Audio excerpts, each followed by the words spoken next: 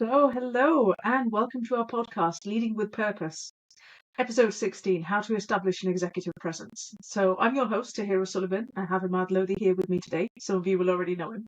For those that don't, Imad is a former global sales and delivery executive at IBM, and he was instrumental in shaping the company's growth trajectory. If anyone knows anything about executive presence and leadership, it's Imad. He's worked with thousands of staff members globally, and that's why we have him on here every week to talk to us. Today's subject is all about executive presence, why it's important, how to achieve it, and how to ooze executive presence when you walk into a room. So, Imad, welcome to your own podcast. Glad to be here. Our second podcast. So I'm hoping this one goes better than the first one. Although the first one was very good as well. Yeah, I mean, it was just the technical side of stuff, and we got that over and done with, and we're here again.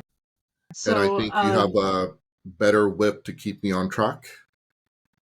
Right. Yep. So yeah, let's give it another shot. So I'm going to remind our audience that these episodes are focused on mindsets and behaviors. It's never about, go into a meeting and turn your phone off and wear a tailored suit and change your accent. We're not going to be doing any of that. It's about the do's and don'ts of this particular episode being on the do's and don'ts of executive presence. And if you're here for that, we've got you covered. It's particularly aimed towards aspiring leaders. You want to be seen as a leader, but you might not necessarily know how to go about it. And we're here for that. So today, what is executive presence and why it's important? So yeah, let's have that as the first question. What is executive presence? Okay.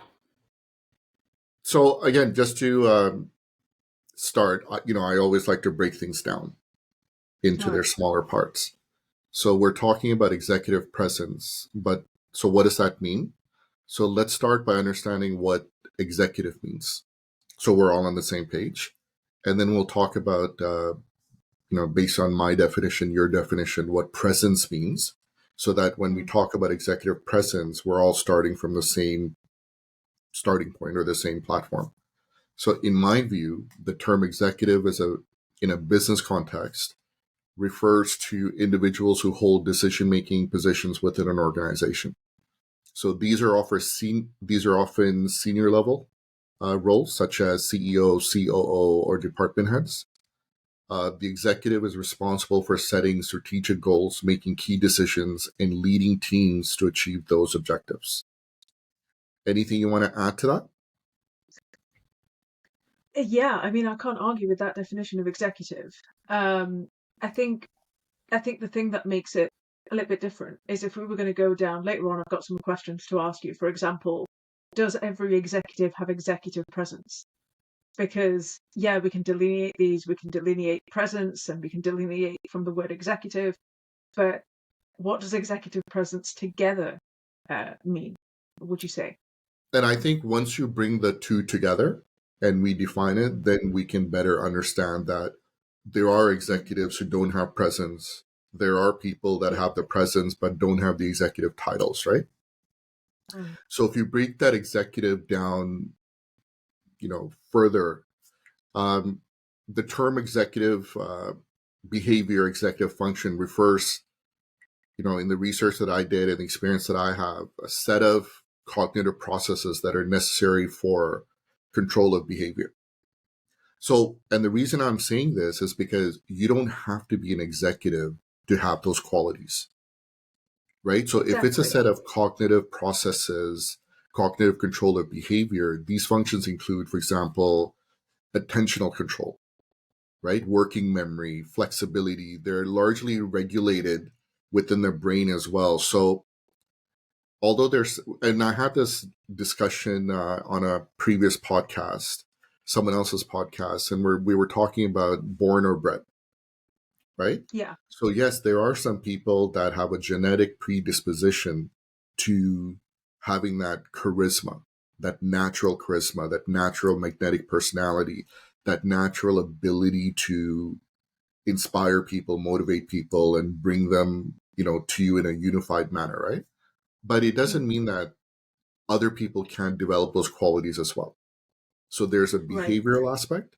And then we won't go into it on this podcast, but in the reading that I'm doing with respect to neuroscience, there's actually a cognitive aspect.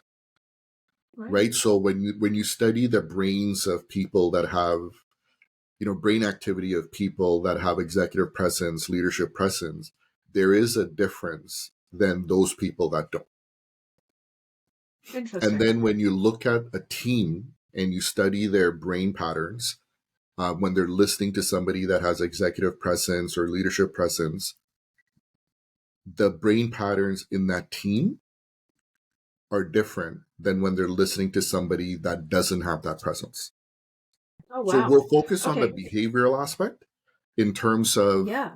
what does executive mean? What is presence? What does the two coming together mean? But there's a Hmm. interesting area where you can actually measure to see if somebody has that executive presence. So if we No, talk about, that's super interesting. That's super interesting because the fact that it is scientifically provable, or sorry, not even provable, identifiable. I must be careful with my language here. The fact that you can identify it, you can point it, you can see it in a diagram or a map. Um, that is that is absolutely fantastic. So I didn't know that it actually went that far. And I'm not going to question you on the science behind it because this isn't really about that. But I guess what I am keen on understanding is, okay, what does it mean together? If someone has executive presence, what are some of the keywords, some of the adjectives that you would associate with having an executive presence? so just before I answer that, let me explain my definition of presence. All right. So presence, from my perspective and the research that I've done, is a state of being that enables one to command attention, to be taken seriously, and to influence others. So it involves a Mm, mix of physical characteristics, emotional right. stability, social skills, and communication abilities. Again, I won't go into it on this call, but there's a neuroscience behind this as well, right? Okay. So there are regions of your brain that are responsible for language formation and language understanding. So if those regions are affected somehow, then you're going to have communication issues, right? The amygdala controls the emotions, the anxiety, the fear, the stress, etc. So if there are challenges there, then one of the things that I talked about with respect to presence was that emotional stability, the social skills. So yes, there are terms like emotional stability, social skills, communication abilities, physical characteristics that come into play with when we talk about presence. But there's also, from a neuroscience perspective, there are biological potential challenges that can affect your Okay. ability. But Mm, also, it's a new term that I learned as well called neuroplasticity, which means that through mindfulness and through other methods, mindfulness basically focus on centering, etc., that you can form new connections in your brain and you can highlight certain areas and suppress other areas. So the amygdala is playing a big role in your fear, your anxiety, your ability to socially interact, empathize. By practicing mindfulness, you can rewire the connections. You can, like, for example, mindfulness. And I still have to go into a lot more reading, but you can actually create additional gray matter, yes. right? So Yeah. we talked about what is an executive. We talked about what is presence from my perspective. So executive presence for me combines the qualities of an executive and presence into a unique blend of physical, emotional, and cognitive abilities that help or enable individuals to lead effectively. So, what does that mean? It means not only having the skills to make sound decisions and drive results, but it's also the ability to inspire confidence and command respect. Yeah. So, Okay. deliver results, move your team forward, but also do it in a manner where you're using a collaborative, inclusive approach, etc. Okay. Where do you think self-awareness fits into this? Because I remember being quite a bit younger and being hyper self-aware of everything that I was doing, right? And if you ask me now, how do I present myself in a meeting or in a room, things have changed because it's second nature. But when you're starting out, when you're new, you're like, oh my God, you're aware of everything around you. And what that can sometimes do is make you hyper self-focused to the point where you're not able to be inclusive or you're not able to do those things. So what do you think the balance is between self-awareness and having an executive presence in the room? So being self-aware is actually a good quality All as right. long as you're using that self-awareness to better understand your areas of strength and your Mm, areas of improvement, right? And if you become too self-aware in terms of a mm, specific area, then as you were saying in the example, you become so focused on I need to project this, I need to say this, I need to behave this way, that you're not rounding yourself, right? And it's fine when you're early in your career, when you're yeah. aspiring to be a manager, aspiring to be a leader, when you need to show yourself, prove yourself, differentiate yourself, hang off the chandelier, all those things, right? But Mm, as you leverage the advice and guidance of coaches and mentors, as you look at the advice that you're getting or that you're reading in books and LinkedIn posts and articles from people that have been there and done it, then you start to realize that, okay, you know what? This is a natural path. You start to develop confidence in yourself based on your ability to deliver results and based on your ability to form relationships, right? And then as you get that confidence, when you walk into the rooms, it's no longer about you. You're yeah. self aware to the point where I can sit back and I can let my team talk. Even if they spoke in a manner which is different from me, or they touched on a topic a little differently than how I would have touched on it, I just sit back and let them go because everybody has their unique styles and their unique approaches, right? And I think that's one of the things that you see in executive leadership, particularly good executive leadership, where they're able to make space for other people. And you'll often see that that are in command of the room, they're not the ones that are speaking the loudest. They're not the ones that are physically occupying the most space or anything like that. But what they're actually doing is they're able to make other people feel comfortable. They're able to make other people feel good about themselves. So tell me why those people, those with good executive presence, are better able to make space for other people. It comes back to that self awareness and the confidence, It's right? confidence, isn't it? I mean, yeah. Because if I'm confident in my journey, both professionally and personally, if I have a Mm, roadmap, if I have an idea of a big picture, and I have a tactical plan as well, a prescriptive plan of where I am, where I'm going, what are the steps to get there, right? Then I don't have that anxiety, that that desire to continuously put up my hand, to interrupt people, to get my idea out. I can remain comfortable in silence and give other people that oxygen to do their thing. It's when you see mm, executives that are constantly jumping in, when you see people that are constantly raising hand or cutting in or butting in, etc., there's something lacking in them. And they're doing it because they need to fill a void in themselves, or they need to show from an external standpoint that look at me, right? So you can look at those people and you can say, okay, this guy doesn't have the characteristics. But at the same time, I've been in situations. So, for example, 24 years at IBM, and on the 23rd year mark, I reported to a new team, new culture, new province, new state, etc. And suddenly, despite all my achievements in IBM, I felt like I didn't have a seat at the table, right. right? So then it started to affect my own confidence, that am I going to have to start all over and, in with this new team, new culture, and prove Mm, myself. So I suddenly found myself trying to, when somebody would give an example, say, oh yeah, I experienced that as well. I have my two right. cents to add, you know. And Sure. then so what was happening is that when you do that, you rub people off because you're coming across as arrogant or always like butting into conversations, right?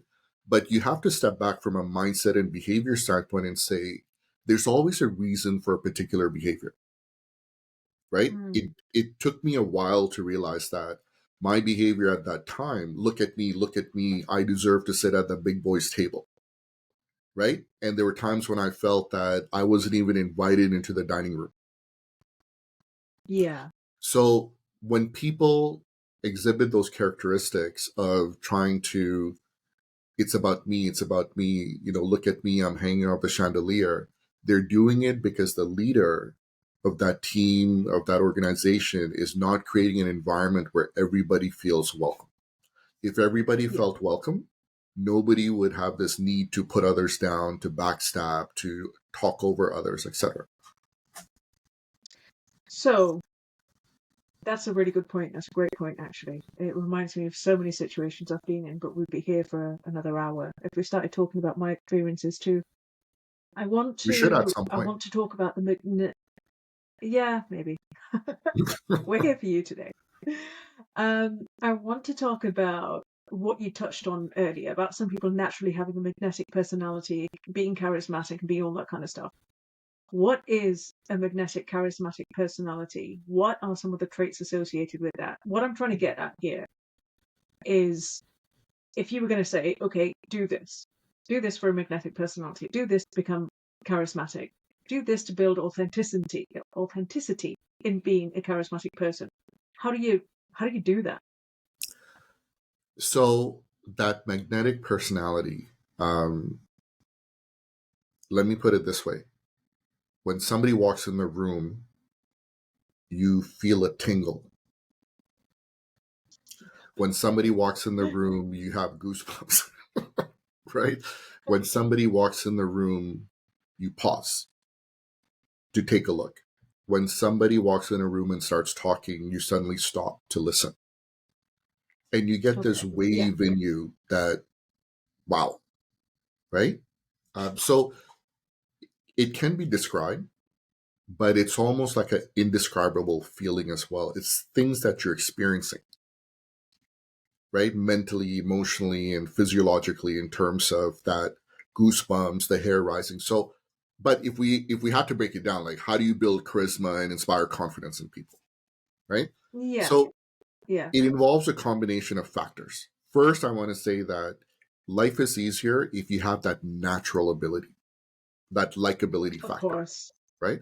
But Yeah. doesn't we're not all born with those skill sets. So, but you can develop it. So, first, be genuine, right? Be yourself, be authentic. People are more likely to be drawn to you if you're genuine, if you're original, if you're authentic, than if you're always like sounding off, little phrases and memes and this and that, right? So again, if you look Yeah. at on LinkedIn with a lot of the leadership advice, most of the influencers are just resharing other posts. Like It's so true one because account that has 12 million followers, I think 12 million followers, all they do is reshare somebody else's post. yes. And then now I Yeah. hear that, oh, that account had this amazing post. And I'm like, that account had this amazing post by this person who took that content from that person who took it from that person. Right? So be genuine. Second one is be positive.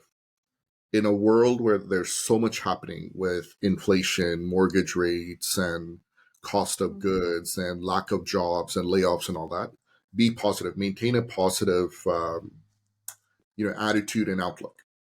The second thing you can do is be a good listener. Genuinely show interest in other people. So sometimes we listen so we can jump in and talk, right? But if you really give people the time to talk, ask questions about their subject, not divert the topic back to, oh yeah, I went through that too. So now let me tell you about my example, right? Yes. Be confident when you're talking to people, even if you don't know. Be confident. So I recall in '99 when I started in the call center, you could never tell people that, if they knew you weren't confident or if they didn't know the subject, they would eat you up, right? Mm. But at some point, once you get the confidence, it's perfectly fine to say, I don't know, but I'm willing to Yes. look into it. Or this is not my area of expertise. You're the expert on this team, on AI, on digital transformation, right? I know enough to get in trouble as the sales leader, as the delivery leader, but I'm not the domain expert. So if there are things that I don't understand, don't be afraid to ask. You don't have to say, oh, I'm stupid, I'm an idiot, I'm a moron, I don't know this, you're the scientist. Just come forward and say, look, I have confidence in my skills and my capabilities. I have confidence in you. That's why you're on my team. So help me understand this area. I don't need to get into the nitty gritty details. The other thing is competent. Know your stuff. And also know what you know what you don't know. And what you don't know, figure out, do you really want to know it? Because you and I have talked about executives that want to get into the details, sales pipeline, the win plans, the sales stages, and so. And if you're the CEO, leave it to your sales team to handle it. And if you're not happy with the results, then go replace the sales team. You don't need to get into the details. That for me is an evident lack of confidence in oneself, especially an executive at that level that needs to be in every single meeting and every single low-level thing. Right. So, but yeah, I don't want to go off on a tangent. Yes. But again, if you look at it from a mindset and behavior standpoint, so I recall a situation where I was the delivery leader for this large account. And when the P&L sales leader moved on to a new role, I took over his role and I brought in a new delivery leader. So what ended up happening was the team knew me from a delivery standpoint. The customer knew me from a delivery standpoint. I just moved into a higher role. So anytime there were delivery issues, they were coming to me first and not the leader that I hired. And when there were issues, I was also joining because I wanted to see what's happening because it was my former team and I was running these things, etc. So eventually that delivery leader had to sit down with me and say, you hired me to run this. Let me run it.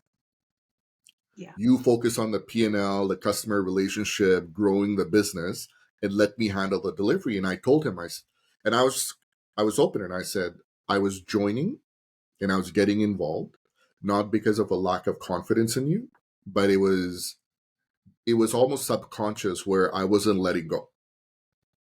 Yeah. Right? Yeah. So now that you brought it to my awareness, I fully trust you. I'm going to back off. If you need me, I'll join. Otherwise, I'm going to go take my client to the Raptors game or the hockey game and enjoy life, right? So you have to, again, when you see an undesirable behavior, you have to kind of ask yourself why. The other thing, be respectful. Sometimes we have a tendency to, oh, I know more than her. I know more than him, right? They don't have the same global skills that I have. They haven't gone through what I've gone through. So everyone, you have to respect everyone for their life position, the experiences they have. So not all of us have come from backgrounds where we're able to do X, Y, Z. So if you're respectful for everybody, whether it's the guy on the street selling hot dogs or a CEO, treat them the same way. And finally, passionate. So if you show enthusiasm and passion for what you do, you'll have that presence. So be genuine, positive, be a good listener, be confident, competent, respectful, and passionate. Not rocket science, but again, you wonder, like, if it's so simple, why the hell can't people do it? I love that. No, I don't think it's about simplicity, right? Because what you're talking about there are major character traits. And again, we're going to go back to some people have them naturally, and for them it's easy, and some people don't. And there's all kinds of things that influence that. And you talked about making space for other people and sitting back and going, okay, I'm going to let you listen and I'm not going to talk over you. My experience with that has been that definitely works. Okay, so if you can, everything that you've said is compliant with sort of what I know. There's been a couple of situations where if I have been in a meeting or I've been in a situation and people go, oh, to hear it, it's really important that, you're not shy, so feel free to speak up. Now, you've known me for a little while, and anyone who's listening to this knows that I am the furthest thing from shy that would ever come. And when I've led teams, it's important for me to sit there and understand what the dynamics of those teams are, to take a lay of the land, to understand how people work, and to let those ideas come about naturally so that I'm not talking over people and I'm not doing those things. So it might be that not everyone gets you. It might be that the way that you're exuding executive presence is not fully understood by everybody in that room. But it's the law of maximums, isn't it? It's if the most amount of people, or if the most important people can understand that, then you're good. Not everyone gets us. So I completely agree. And if you look at it from a mindset and behavior perspective, again, that person who was coming to you and saying, "Oh, Tahir, you can speak up. You don't have to be shy," right? Oh, It thank you. could be a genuine concern because that person doesn't know you, or It was a genuine concern. They didn't understand me. But this had been after we've worked together for a while. Anyway, yeah, no, I appreciate that. I wasn't offended. I just found it funny. no, I was saying that there's the other side of it too, where there's a genuine concern, but then there's also that in front of other people to say, "Dear, are you okay? You can speak up. I want to create an I never saw it environment that where you way. can be yourself," right? Oh, that's So I've great. That's seen probably both what it was. sides. Yeah. And what most people think too is that, they think executive presence is about being the loudest person in the room, the one Mm, who dominates every conversation. But that's not what executive presence really is, right? It's about being yes. confident, being composed, and being able to influence others. What about being emotional? So I've been everywhere. I've seen how the sausage is made in a number of industries. So as an interim, I travel quite a bit. I have seen, whilst you would expect an executive in front of everybody to be calm and to be well mannered, so when they're doing their town hall meetings, they're great, they're lovely, but not in their mouth. And I've seen private meetings with incredibly emotional, rash decision making, anger fueled, loudest person in the room, all that kind of stuff. How do you prevent yourself from becoming that? What happens? What's going on in that mindset? So again, it comes from the confidence, your own emotional stability, how your amygdala is behaving in terms of how you're dealing with stress, and how Mm, if you're in an environment where people aren't listening to you, and there's a multitude of factors that can affect your behavior, right? What I've always said is that in IBM in the early days, they used to have leadership competencies. So it okay. was never about being in this one box as a leader, right? So you're authoritative, you're pace setting, you're collaborative, you're inclusive. And then there was this one style called you're coercive. They changed the name to being you're directive. You're direct. Right. Okay. So the coercive is shut the hell up and do what I'm telling you to do. That's that emotional. And the reason for that coercive leadership style is when you're in a situation where the plane is about to, let's say, crash, you don't have the time to explain to people exactly, I need you to do this and let me tell you why, and here's the risk. Just do Sure. what I tell you. So what I Yeah. always found was that you need to be able to flow between different leadership styles so you don't get Okay. stagnated. So if you're always too emotional, making rash decisions, yelling and screaming and bouncing off the walls, then you're going to lose the respect of the people. But if you're always, Definitely. pace setting, then the people are going to back off because they're going to be like, "Oh, this guy's going to show us how to do it." So you have Yes. to mix it up. You have to have different styles. There are times when you do need to show that emotion to say that this is a serious situation and I'm extremely unhappy, right? There Mm, are times when you have to be calculated and strategic. And then there are times when you can, in a under the umbrella of strategy, you can make a rash decision where it doesn't put your business at risk. So yeah. once you master your own emotions and you can flow to say that, look, if I need to hulk up, right, and bench press that 200 pounds, I'll do it. And if I need to take this approach or that approach. So learn about the different leadership styles out there and then practice them so you form yourself better. So I heard that you wrote 1100, but that was at my last count, articles on leadership and all this kind of stuff, amongst other subjects. Yeah. And I also heard that you have 7 books on this. Now, what? how do I learn about leadership and executive behavior from you? I'm a listener. I want to know about it. I like what you're saying. What do you offer? Do you have like So what I courses or? Yeah, so there's multiple channels on my blog, imadlothi.com. When you Okay. go to the articles, you'll see several categories: management, leadership. So the four that I found the most interesting was management, leadership, employee experience, and mindsets, behaviors, and mental health. Mm. So the management category is about how to be an effective manager, the challenges that managers go through. The leadership category is about how can you develop your leadership skills, the challenges leaders go through. But the employee experience and the mindsets, behaviors, and mental health categories are the recipients of that manager's Right. actions or the leader's actions, right? Yeah.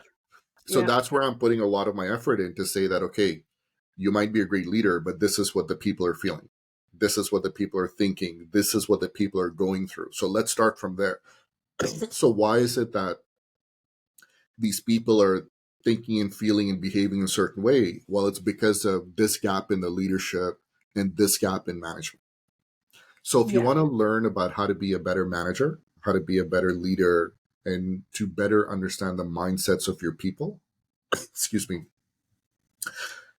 go to that blog, take a look at the articles. Um, I've written the 7 books. So the 2 books that I think would be of most interest are the 7 elements of first line management systems. Right. And then there's the leadership book, the 4 leadership principles and 25 leadership characteristics. So these are That's a good ebooks one. designed in a very simple way. They're not Mm. thesis papers or research or pontification. Excuse me. They are they are more of quick insights from my perspective of the experience that I've gone through. So if you're looking at leadership, you'll hear all, the biggest consulting companies talk about leadership. But as I said in our last podcast, it's all about inspiring people.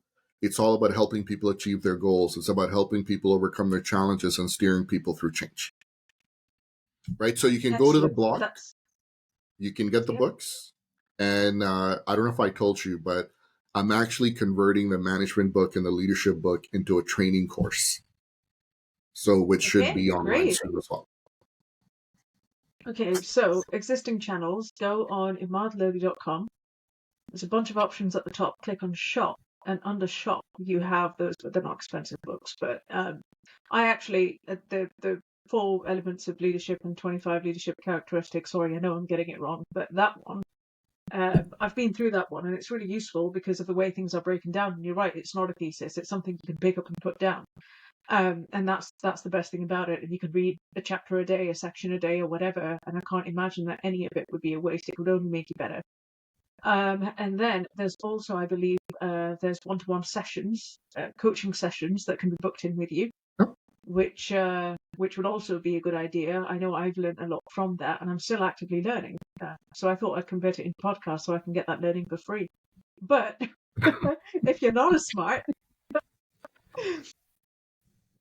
Yeah, yeah, it's yeah, there's multiple channels, and like I said, in an earlier podcast that I did, um, research, get recommendations, look at the person's background, right? yes, So it's a big one. there are going to be videos out there that have much better graphics and quality and audio and all that, right? And I was talking to somebody about this today, and she was talking about enhancing the quality of her podcast and what I'm posting.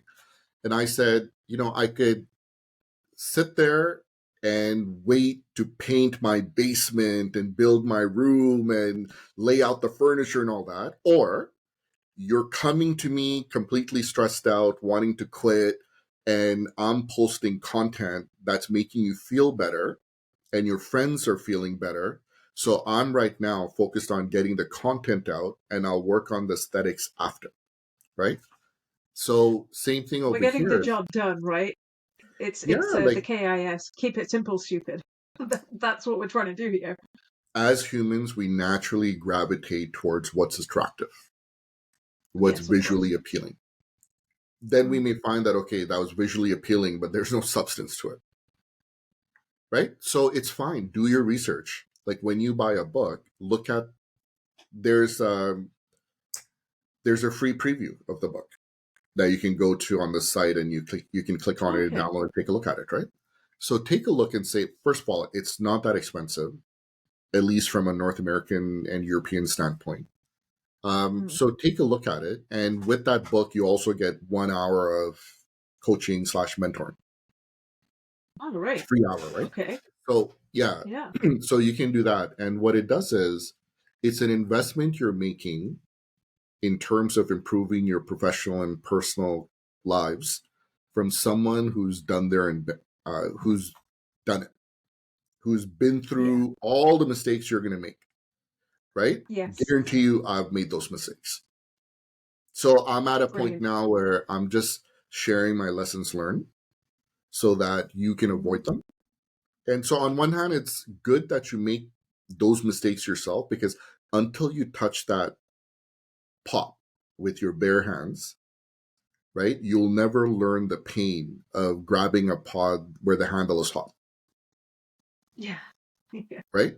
So sometimes you have to, what I'm trying to say is, I'm trying to make you aware of the pitfalls, the obstacles, the pain that's out there. But you should still feel your own pain, but know if you walk into a situation prepared. Right? The biggest impact to us is when we get blindsided. Yes, right? Definitely. So, but when I walk into situations where my daughters lure me in, and then I know this conversation is going to somehow end up where, can I take your credit card so I can go do some shopping? I don't feel as bad because I knew that was the end objective of whatever the play was to begin with. Right? Or if I'm using Waze to go somewhere, think about this leadership advice like Waze. Right? So actually, maybe that's a good correlation we can make in the future. Because when you pick a destination in Waze, it plots the most efficient route, bypassing traffic and construction. And if something new pops up, it'll actually reroute you. So there are times when it said make a right turn, left turn, and I'm like, I'm in some country. If my car breaks down, I'm going to get kidnapped and butchered or whatever. But it found a way for me to bypass an accident and get ahead. So my blogs, my leadership books are like Ways, where they're plotting the best course for you to move forward. And the new article, the reason there's 1,100 articles is that as people are coming to me with new issues, I'm reflecting back on my personal experiences and writing an article about that so that I can say, okay, make a sudden right turn because this is happening. And I think this is why the coaching sessions are really important. So if you get that book and you get your free hour of coaching, you can actually go through issues that you are experiencing. And I know I did that. My mother and I have done that a lot, especially over the last contract I was working on, where a lot of this going, oh, people aren't listening to me, or I'm not having the effect, and I feel stupid. And this is somebody who's been able to navigate a lot of different scenarios. Suddenly found myself in a new scenario and things weren't the way that they had been before. And that was incredibly useful for me, despite being, again, like I say, having experienced a number of different environments before that. So yeah, definitely want to talk through your existing issues within management and leadership. I would definitely get on that call to Imad and book one of those sessions and get that book. Perfect. So, and sorry, go ahead. No, finish your thing, and then I was going to wrap this up. Yeah, I was just, from a wrapping up perspective as well, what I was going to say was that there is a formula to executive presence. Life is easier when you're born with those internal characteristics, that natural charisma, magnetic personality, the ability to make people the ability to make people feel tingle, right? But the formula is that, while there's no one size fits all in terms of executive presence, because, culture plays a factor, organization, the specific individual, they all have, they play a role in your ability, right? But the formula, if you take a look at it, a general guideline would be a combination of what we had discussed earlier: confidence, communication, appearance, composure, charisma, and competence. I love it. That's great. Succinct. I need to go away and learn all of those now. Don't worry, I'll write another article on this topic so we can. Brilliant, brilliant. Absolutely fantastic. Ahmad, thank you so much for being here today. I genuinely appreciate it, and I always learn from you every time you're saying something, even in these podcasts. I go, yeah, I experienced that. So yeah, no, thank you for doing this. So this was episode 16. We are tuning out, and we'll be back for episode 17. If any of you guys listening have any recommendations or requests, please do let us know, and we'll definitely try to speak on those subjects. Thank you. Sounds good. Thanks, Tara. Take care. Thanks.